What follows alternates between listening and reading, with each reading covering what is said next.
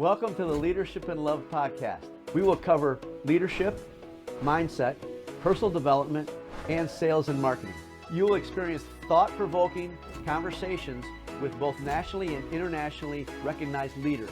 Our goal is to inspire you and deliver actionable items that you can implement that are going to help you accelerate your growth.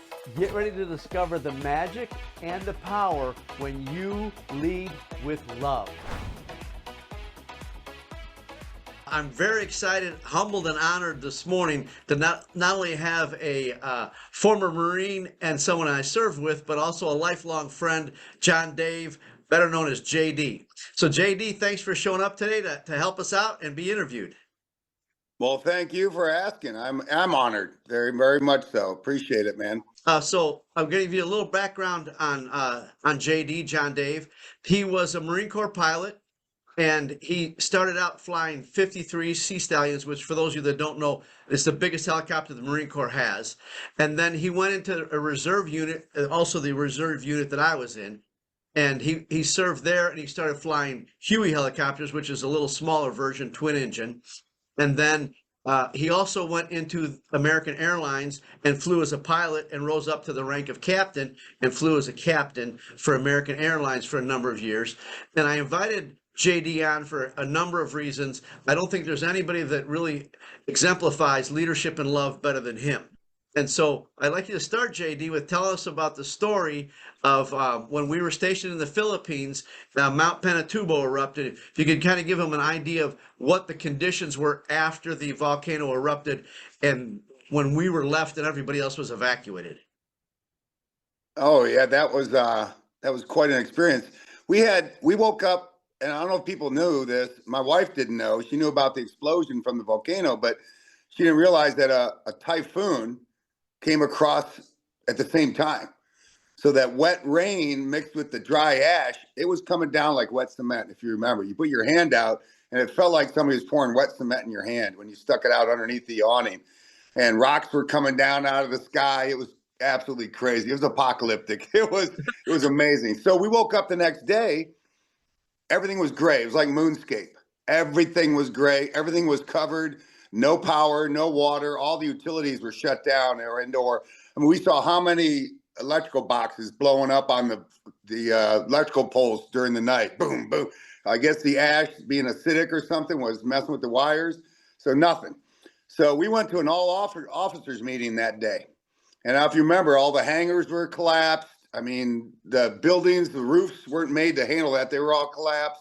All the trees were stripped because the wet ash just stripped the bark and the leaves off the trees. And it was just all gray. It was amazing. It looked like we were on the moon. And we had an all officers meeting, and our CO says, talking about what we do next. And, when this is settled, we got to get the equipment. We got to clean the ash off our hangars so we could open them up and get the birds out. We're going to need to help people out, blah, blah, blah. When it's all said and done, he says to me, he goes, and I don't know why he looked at me, but he says, JD, what can you do to raise morale and stuff here, And I says, well, boss, I'll work on that. I'll look and see what our options are. And then, as you know, we got busy every day on the roofs, scraping like snow, scraping the ash off the roof of the hangars because the roof, the weight had collapsed and couldn't open the doors. And the locals were trying to get us out to help to fly and help deliver rice to the towns up in the mountains and stuff. Well, after about, 5 or 6 days of this, everybody's sweating their butt off. We got no showers. We got no, running water. We're drinking iodized water out of the water buffalo, the water tanks. We're eating MREs and everybody. So we had another meeting about 4 days later, and the boss says, JD, what'd you come up with? I said, I think I got an idea, boss. Because I knew all the officers clubs, the enlisted club, the staff club, they're all closed. So they had no electricity. So I went to the officers club, got my little helper truck there, and I got Louie, and I got there was another guy that was with us, can't remember his name right now, and I went to the officers club first, and I said, hey, I want to buy a couple cases of beer. And the guy says, well, they're warm. I go, I'll take care of that. So anyway, I'll speed through this pretty quick. So we went to the enlisted club, we went to the staff club, we bought, I don't know, maybe 10 cases of beer, and all warm, all 98-degree beer. So then it just so happens the day before, I'll go backtrack a little bit, the oxygen farm. Everybody calls the locks. Liquid oxygen, they fill the jets so the guys can breathe when they're flying. He called me up and he said, hey, I heard you're in charge of clearing your, your deck area out in front of the hangar and stuff, your ramp. I said, yes. He goes, you got bulldozers? And I said, yes, we do. He says, do you have any rubber tipped bulldozers? I'm going, I don't even know what that was. So I went out and Guy Beveridge was working one of them and he knows his stuff. And I said, hey, he goes, yeah. He goes, yeah, Captain, we got one right here. And I said, okay. So I called the guy up and said, yeah, we got one. And he says, can you come over and clear my locks farm? And the reason they needed rubber tip, because you can't have sparks. Right. I learned something new that day too. And he says, I said, yeah. He goes, well, can you come over and clear our thing? And that's when the light bulb went off from my chemistry classes. And I said, can I get a tank of liquid oxygen? He goes, oh, Captain, I just can't hand that out. And I go, well, how bad do you want your lot cleared? He goes, okay, but you bring a truck over, I'll hook it up, and I know nothing about it. I go, okay. So, as you know, we went and got liquid oxygen in a tank while they were clearing their field, and we brought it back to our hangar area, and we had one refrigerator on a generator in our operations area. And I asked the CO, I said, can I use that refrigerator today? And he said, well, yeah, what's it for? I said, you'll wait and see. So we cleared out the refrigerator and we got it running on a generator, so it's working. So I got yourself and another guy, and I got one of those welder's gloves from the metal shop, and we were taking 6 packs of beer and dipping them in liquid oxygen, and almost immediately they're almost frozen. And we stacked that refrigerator. Just, you open that door, it was solid beer. And I guarantee you, we had the only cold beer in the Luzon in the Philippines that day. So all hands meeting later on at the end of the day, the CO does his little, umpty squat, blah, blah, blah. And he says, okay, Captain Dave, he has something for you. I don't know what it is. Hope he doesn't embarrass me. And he turned it over to me. And I remember, I said, hey, you guys have been working hard. You've been sweating your butt off, been drinking iodide water and eating MREs. You need a break. And I opened up that fridge. I swear to God, there's some people that cried. I said, everybody gets cold beers. And that was, we were running around like kids. We had our flight suits off and drinking beer. And that was a pretty good highlight. Everybody appreciated that. Got the motivation and the a little esprit de corps going there, and everybody felt pretty good about it. They really raised morale. So that was a pretty good deal.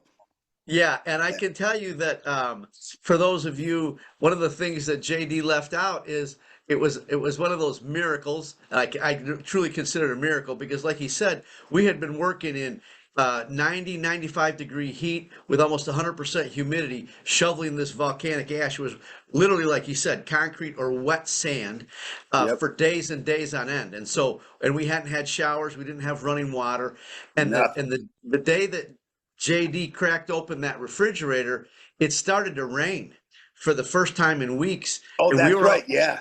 yeah. And so we were all out there to his point. We stripped down to like our boxers and we were having our first shower and 2 cold beers, and it was like flipping heaven. It was awesome. Right. Remember that somebody got a soap bar and was passing around a bar of soap. Yep. I remember. I've got pictures of it. But the point funny. I wanted to make is, JD, I think that was a great example of your leadership on really thinking outside of the box to take care of the troops. And that's one of the things that you did through the career that when you and I served together. You always looked out for the troops, and you always had that kind of mindset that you would take, we had to accomplish the mission, but take care of the troops. I'd like to ask you, what advice would you give to young leaders or even experienced leaders on how to keep that mindset of taking care of other people? And you loved people, right? You were the happy-go-lucky guy. You were the upbeat guy. We were in some pretty bad situations on a number of occasions, and this is a great example of you just being the light in the darkness. What advice would you give to leaders that are out there wanting to be as successful as you were in every area of your life by taking care of the people that they're working with, working for, and working for them? Well, thank you for that. Thank you for that vote of confidence. Louis, the biggest thing, and I carried this on into American Airlines, and I used to talk to people about it there too, is I always looked at it as, if it was me right now, okay, I'm referring myself to one of the troops, right? If it Right. was me right now, what would I be expecting? What would I want? What would I want to get? Where would I want to be at this situation if I was one of the troops? And I always kind of geared myself towards that. Like you said, we land somewhere, we're on a weekend trip, boondoggle somewhere. First thing is like, let's get the troops somewhere to live. Let's get them something to eat. Because at that moment, I know if it was me flying all day, I'm tired. I want to get this uniform off. I want to take a shower. I want to get something to eat and a cold beer. So that was always my thought was, if I was in their shoes, what would I expect? What would I want right now? And that's how I always geared myself. I was in American Airlines, same thing with people in the back of the aircraft, and we got delay, we got a maintenance delay, we got a weather delay. I'd always sit there and think, if I was in the back right now, what do I want to hear? What do I want to know about the situation? So I always geared myself towards that lowest common denominator of information. I'm not going to change anything. We're delayed for 2 hours on the ramp, but the people in the back want to know what's going on. That's all they want to know. And I'd always gear myself towards that. And the Marine Corps was always the same thing. What would I want to know? What would I want? What would I expect out of this situation? And I think that's one thing I think, as you've seen before in your business, your world, leaders at a time, they forget. They forget who they're working for.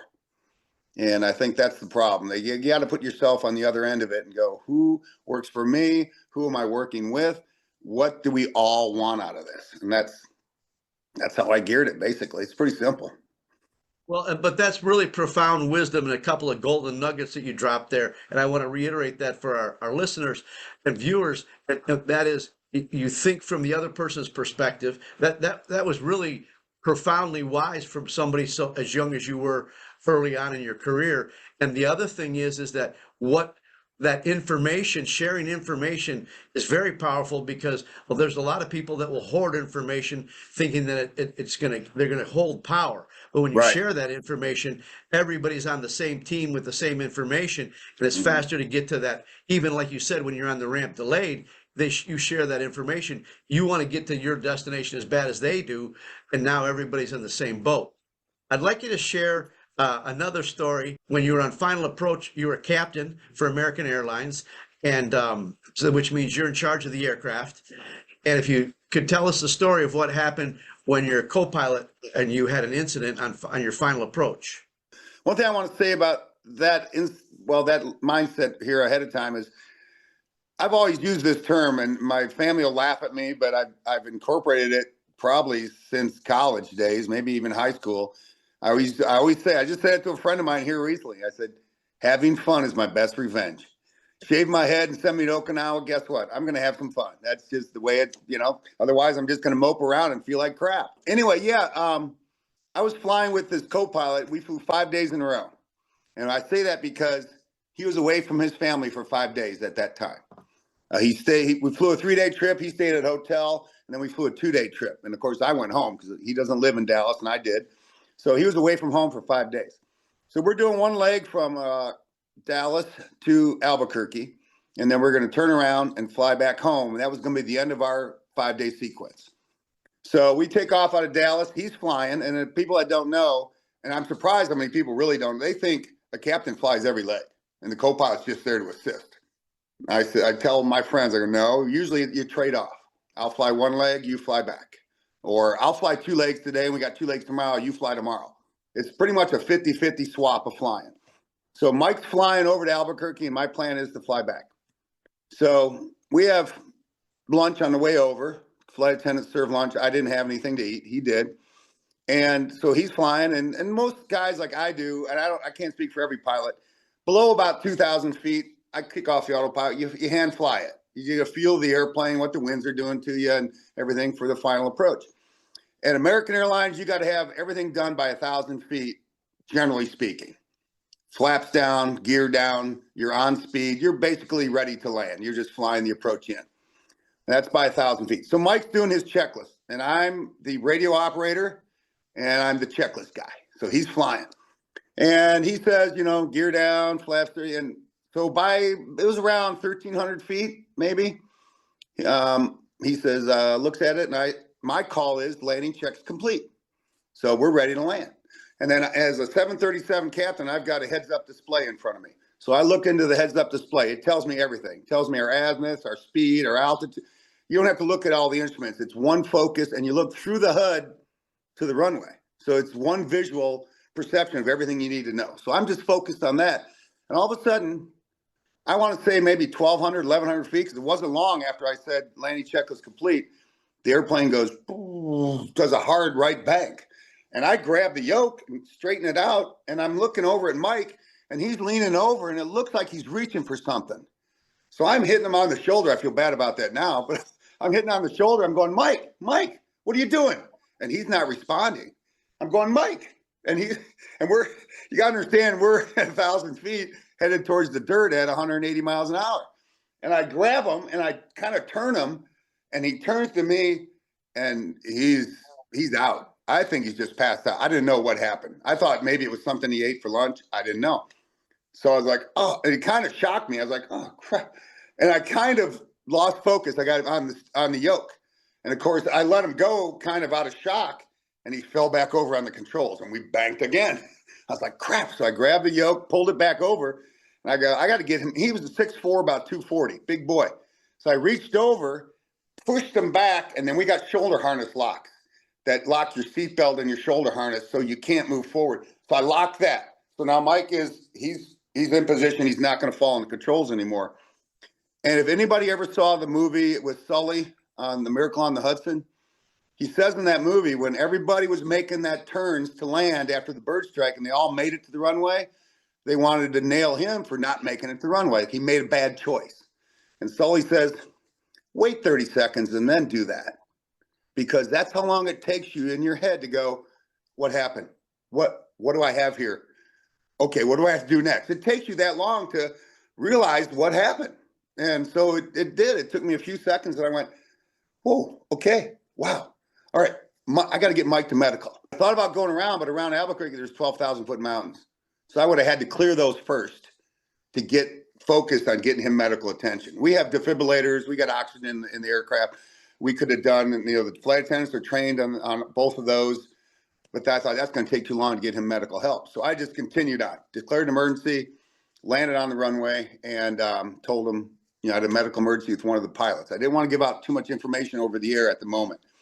So the controller was very good. He goes, everybody's out of your way. Clear Bravo 1 is your gate. That's okay. So we come in and pulled off at the end of the runway. And I got to tell you this, and I've talked to Czech airmen at American Airlines about this extensively afterwards. And one thing is, you don't realize all these years you fly, and you've got two people in the cockpit doing stuff. When you land, everybody has duties to do, get the flaps up, do this, do that, change the radios, turn this on, turn that off. All of a sudden, I'm doing it all. I mean, it was a handful. I got to tell you that. It doesn't sound like it. Some pilots go, that's not big. Well, you never flew an airplane by yourself. So it is quite a change. So I'm getting all that done, trying to talk to ground, trying to get to my clearance, trying to tell the flight attendants what's going on so that they know, because at this point, they don't know what's going on. So I briefed them and I said, hey, as soon as we land, as soon as we get to the gate, get the oxygen, the defibrillator up here, Mike is passed out. That's all I told them. And then I went to the ground, told the people, hey, when we get to the gate, we've got emergency in the cockpit, stay seated, we'll take care of you later. So we go wheeling up there, and there was no medical. Sometimes you always see an ambulance down by the gate or something. There was nothing there. Just a ground guy ready to wave me in. So I get on the ground and I said, hey, where the heck's the medical? I got an emergency here. They go, they're waiting on the jet bridge for you. Okay. So we wheel in, and they open the door, and the flight attendant comes in right away. She's got the defibrillator, she's got the oxygen, and she said, should I put this on Mike? And I look over, and he's leaning towards me, and he's just blue. I mean, he's got drool and everything. And I didn't know this before, but I guess when you pass, your body, everything lets loose. So he's a mess. And the thing I didn't know either is when I was coming down for the final descent, I heard him like a big exhale. So I thought he was still alive. I thought he was just breathing. I didn't know that was his last breath. So I learned something that day too. So we come wheeling in. They get a couple medical guys in there, big guys. They lift his shoulders. I get in front of them, squeeze in there, and I lift his legs. I say he's about 240. He's a big boy. And we take him up the jet bridge, and they put him up there, and they start working on him. And that's what we talked to the Czech airmen about this in American Airlines. That's when my job really got exciting, like you talked about as far as leadership. I have flight attendants to control. They're getting a little bit, edgy. I've got passengers. Want to know what's going on. I got to get off. I want to go. And I've got the station operations chief on the airplane asking me questions. I've got our American Airlines chief asking me questions. I got to call back to dispatch and let them know this flight's not going back. I got to let American Airlines chief pilot know that we got a problem here with one of the pilots. All this stuff going on. And then to top it off, after it was all over, I got the New Mexico State Police and coroner want to ask me questions because somebody died on New Mexico soil. So it was just a lot going on. And that's what we talked about with the leadership role that was all on me. I had to take care of all those things and get them done. And I told you this before, Louie, the biggest compliment when this was all done was the flight attendant came up, and I've answered all these questions. I've made the calls. I'm trying to get the aircraft moved or something where I can get the people off because they got things to do, Right. I'm trying to take care of them because until they are off the airplane, they're my responsibility. So I'm can we move the airplane to another gate? No, because your gate's affixed and they're on the jet bridge. I can't move the jet bridge. Okay. Can we take people off the back door with air stairs? No, we don't want them walking on the ramp. And so I'm always trying to get them off on their way. We have another crew that was deadheading, 737 crew. I even called dispatch and I said, hey, can that captain and co-pilot come up here? Can they move the airplane? No, it's your airplane until the emergency's over and you hand over the logbook to maintenance. Nobody else can get up in the cockpit. Okay. So, and with that said, one thing they had on the news, one of the ladies was interviewed from ABC News. She said the captain kept his composure. He kept things under control. He seemed to be caring about the situation overall, but he seemed to care about us. One of his biggest concerns was taking care of us. That's what a leader does, right? I told you before. Right. If I was in the back, what would I want to do? I want to get off. Regardless of what's going on, I got places I want to go. So I was trying to do that. And then when it was all said and done, it was pretty hectic, but it all worked out. And that's one thing I told the check airman. I said, one thing you don't realize is when the situation was out of my hands, i.e. Mike was up the jet bridge, the EMS were working on, they're doing the, CPR and all that. He was out of my hands, but I still had all this to take care of, Right. Calling all the people and calling. And I said, we don't ever teach that. And I briefed you on this before. When American Airlines, when you make captain, we call it charm school. It's 4 days of how to be a captain. You go to the schoolhouse, they teach you all your assets. They teach you what's available to you, how to get a hold of dispatch, how to get a hold of loads. They teach you basically what a captain needs to know to be a captain. And then I told him, I said, one thing you didn't brief me was if an emergency like this, all the stuff you have to do and all the things you have to know. I didn't know that, like FAA will try to send somebody if they have them available. They'll send them to the airplane and say, hey, I'm here to take the logbook. No. American Airlines personnel are the only ones can take that logbook after an emergency. And some of those things they have incorporated into new captain training. So I want for our listeners, first off, thanks for sharing that story, JD. I want our listeners to pick up on a couple things that JD's been saying throughout our conversation so far. One is he said, I learned. He's constantly learning. Even as a captain, he was learning new things. The other thing that I really appreciate for those of you that are leaders, I'm a big advocate of processes. And so what JD did was he went back to the leadership and the trainers of captains and said, hey, look, there's things that we're missing. And now their process is better because JD went through this experience. And now other pilots are now and captains specifically are being trained on what could happen. And when it does, what are the protocols and what are the proper procedures? I have a couple questions for you, JD. One of them is, on final approach, when you're at about 1,300 feet and Mike literally dies next to you. Yeah, he died. Yeah. Yeah. Unfortunately, what did you do, or what were your thoughts or maybe what was your awareness around keeping your composure as being the only guy now to land the plane? To your point, you're gonna have to turn everything off and on, and control the flaps and the slats and all that kind of stuff, the landing gear. What would you share with leaders when, again, when it's all going sideways? What did you do, or what had you done in the past, maybe, to prepare you to be calm in that situation? I told you one time before, back 30 years prior in the Marine Corps, I was doing a check ride to become aircraft commander in the CH-53. And my check airman, a Marine major, we came on a turn and we were getting vectored somewhere, and he just faked it, but he slumped over on the controls. He basically pretended he had just passed out and or died, or in a combat situation had just gotten shot. That was his sign to me of, hey, you got it. What are you going to do now? Your co-pilot's dead. What are you going to do? And so we handled it then, but here we are 30 years later, that same exact thing, only for real, actually happened to me. So, you talk about, as a leader, don't dwell on the situation at hand. I mean, it happened. Okay. What's got to come next? I can't dwell on Mike. I've got 150 people in the back counting on me to do it right. I don't have to do it perfect, but I got to do it right. And so, okay, all right. That's why I say when it takes about 30 seconds, you go, okay, what? And my next thought was, after I got over, this is my situation. Okay, this is what I have. What do I have to do next? Think of what I have to do next. What's the next step to get this situation handled properly to a good conclusion? And that was my thought the whole time, is that moment right there. And then the next thing I did, you make the call to tower, declare an emergency, tell them what you got. And then you just focus on, what do I have to do? What's the next step to make this happen? And I have seen people in the past, something like that happens, maybe not to that degree, but just a bad situation at your work or whatever. You can't focus on it's like, what do you have to do next to correct the problem? I think that's the best thing of leadership is, you can't, if somebody throws a pie in your face, you can't go, what the heck is that? You got to clear your eyes out and go for the next move. That's what you got to do. So. That's really great wisdom.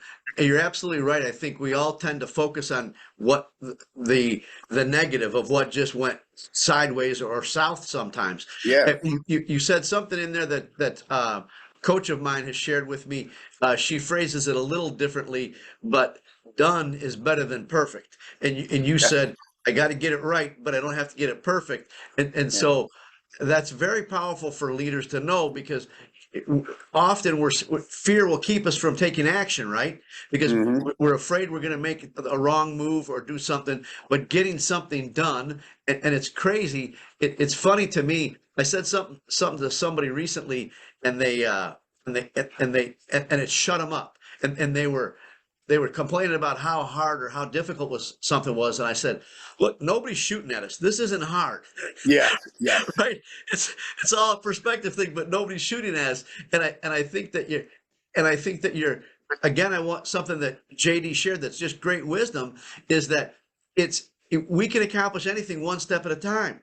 So your team can accomplish something once. And I want you also to hear again what he said in the middle of a major crisis. And he was, I think if I remember correctly, you got an award, didn't you? Some sort of award from American Airlines? Yes. Yeah.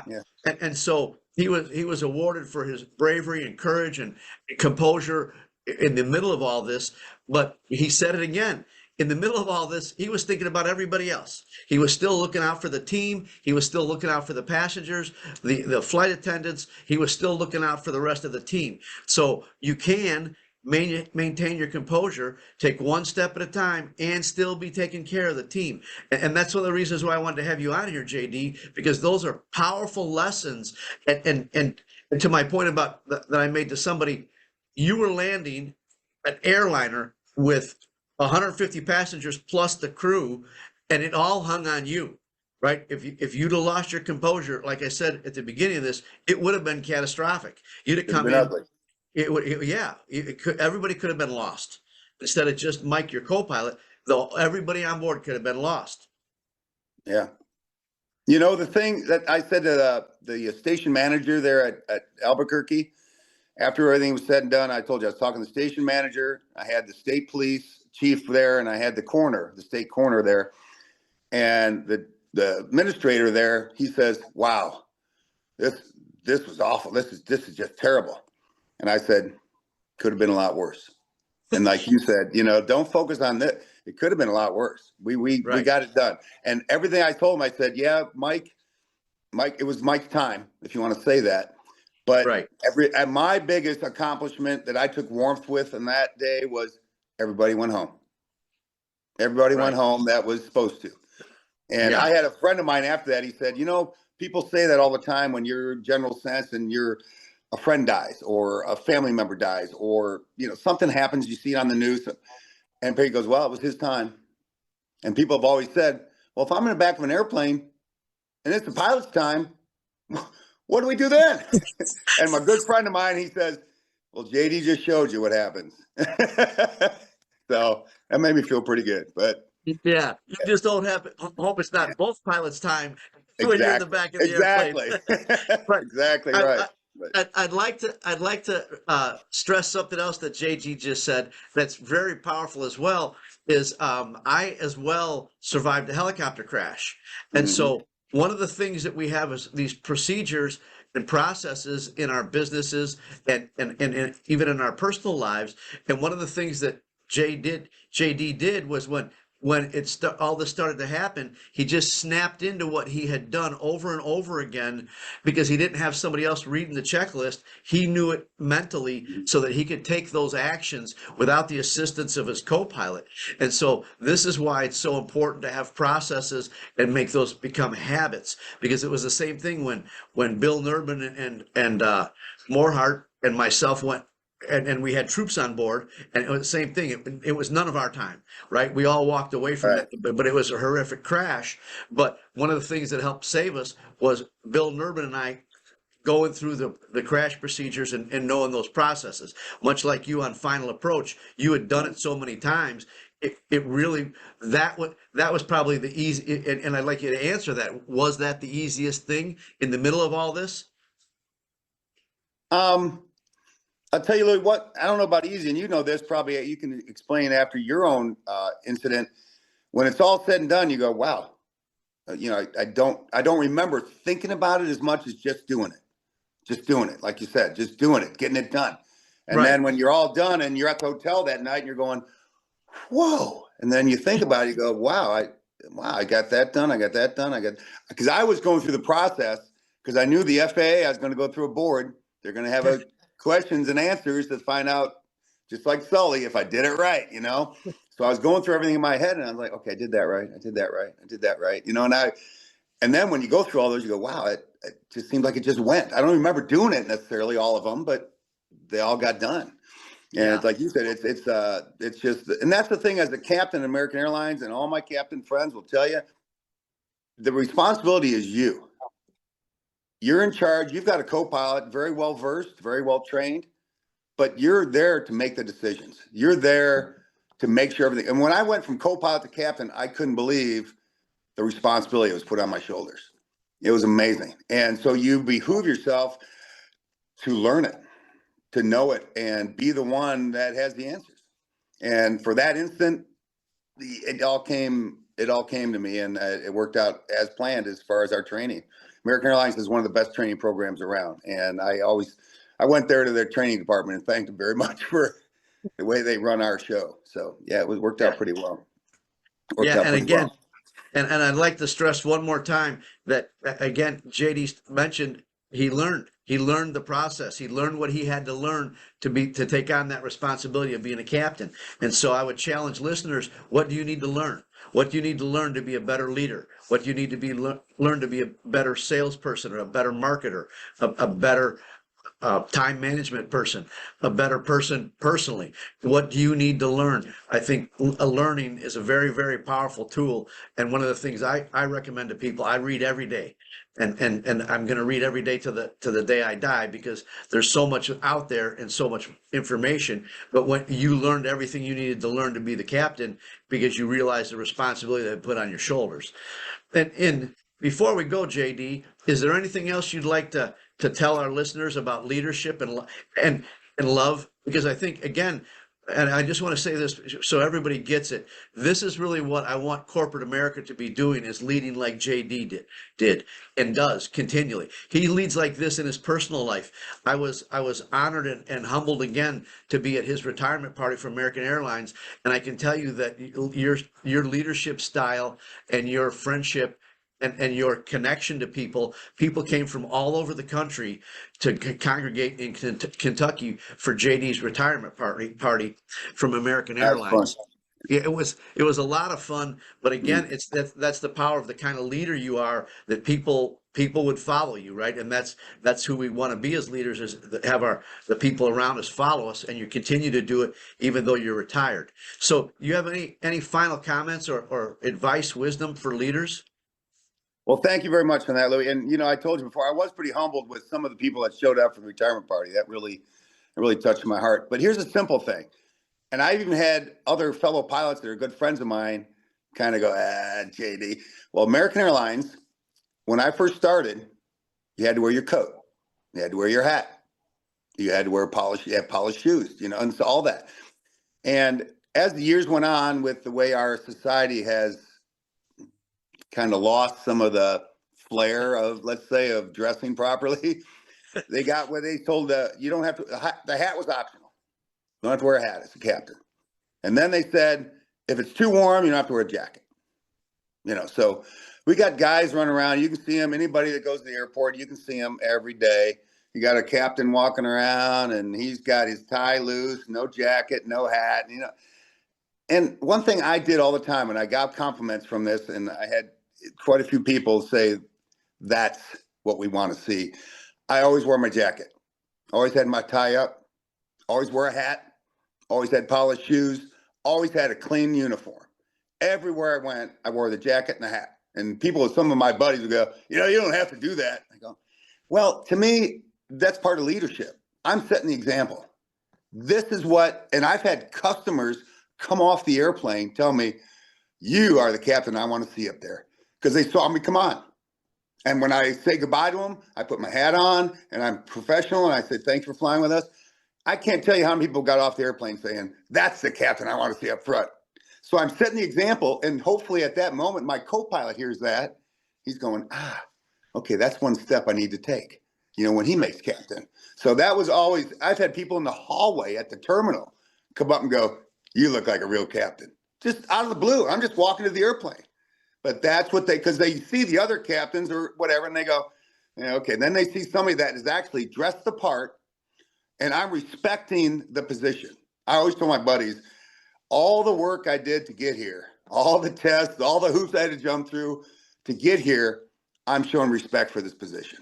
And that's why I did it. So hopefully my co-pilot sees that. When he's captain, he'll do the same thing, or she'll do the same thing. That's one reason why I did it. And I've got very good response from that. And that was one reason I did it, to set the example. And I think leaders need to set the example. And we used to own the Marine Corps. That was another thing as a leader. If I wasn't going to do it, I wasn't going to ask you to do it. You need to make sure your people know that if you're asking to do it, I'd be more than happy to do it myself.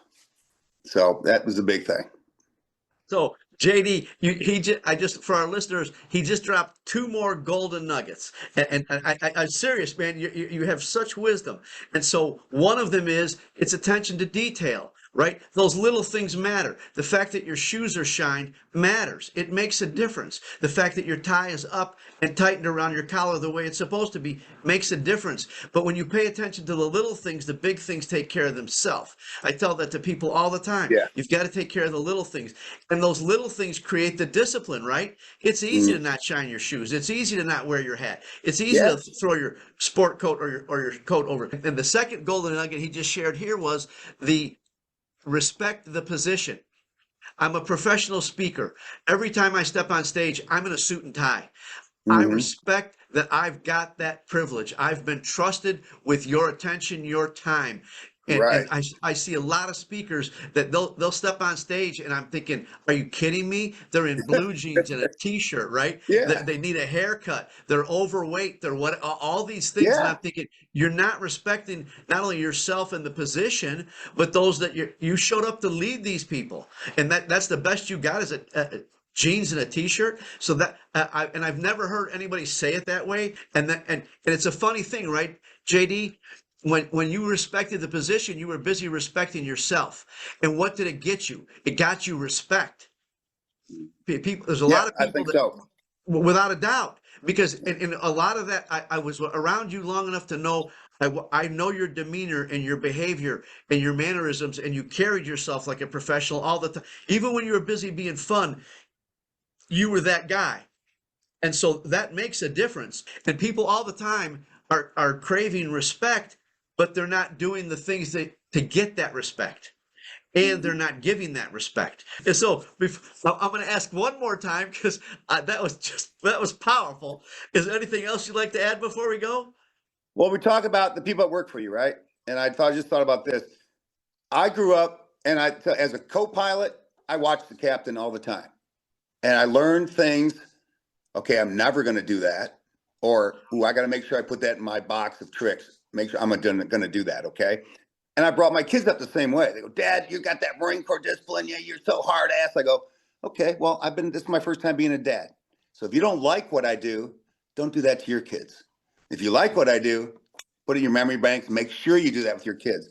So I learned things with the flight attendants that some captains, my predecessors, did. And I went, ooh, I would never do that. And I learned that and kept that in my mind. So I always had respect for the flight attendants and their position and their job and what's required of them. And I reflected that. And again, I got compliments from many flight attendants that said, geez, I just love the way you run the show. I love the way you, because I'm respecting them. And I walk on board in uniform, dressed, starch press shirt. I mean, that's why I always came to work. So like you said, the first thing they see is, oh, here's a captain that has got his shit together. So Right. immediately their reflection or their impression to me is, okay, this is a captain that he's got it going on. And that's what Right. I want to bring forth when I first walk on the airplane. So it worked out pretty good that way. And I did it for those reasons. And like you said, the ultimate was respect the position, and everybody else will respect the position too. So Well, and one of the things, and I want this to be really clear for everybody, because JD was this great leader, but he was also this great personality. You don't have to be a jerk or a hard no, guy or mean to be a great leader. He was respected and admired, but he also showed up as this guy that cared, and he's talked about that through this whole conversation. So you can have, and that's one of the reasons why I started this podcast. I want people to understand you can lead with love. And JD, you're just a living, breathing example of that. thank you, Louie. I'm glad to be here. I really appreciate your confidence in me. Thanks again for joining us and listening to this episode of Leadership and Love. I would like to challenge you to ask yourself, what's one thing that you heard today that you can implement immediately to improve your leadership and accelerate your growth? If you've gotten value out of this episode or learned something that you can implement today, we'd ask that you please share it with those that you care about. Our goal is to create more leaders who are leading with love.